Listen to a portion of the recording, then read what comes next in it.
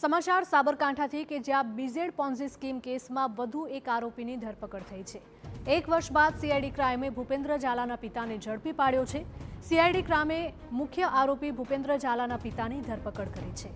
પરબતસિંહ ઝાલાની ધરપકડ કરી કોર્ટમાં રજૂ કરાયો હતો।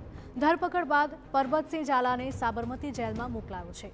પરબતસિંહ ઝાલાએ ધરપકડ બાદ જામીન માટે કોર્ટમાં અરજી કરી। સીઆઈડીએ વધુ એક વખત આરોપીની ધરપકડનો દોર શરૂ કર્યો છે। ધરપકડથી ભાગતા ફરતા બીઝેડના એજન્ટો અને મળતિયાઓમાં ફફડાટ ફેલાયો છે।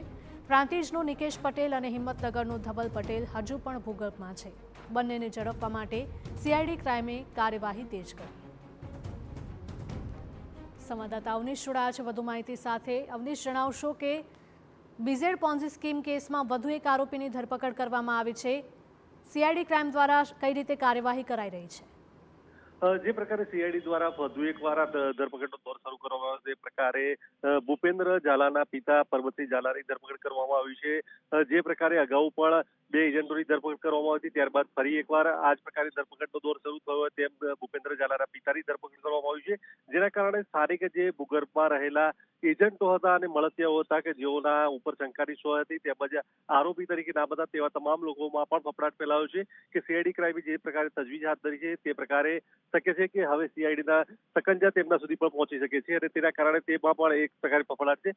જે પ્રકારે આરોપીઓ ભાગતા ફરે છે તેઓને પકડી લેવા માટે પણ સીઆઈડી દ્વારા પોતાનું નેટવર્ક જે છે તે બિછાવવામાં આવ્યું છે અને બાતમીઓ મેળવીને તેઓની હલચાલ અને તેઓ કયા લોકેશન પર છે તેની પણ પ્રયાસ કરવામાં આવી રહ્યો છે।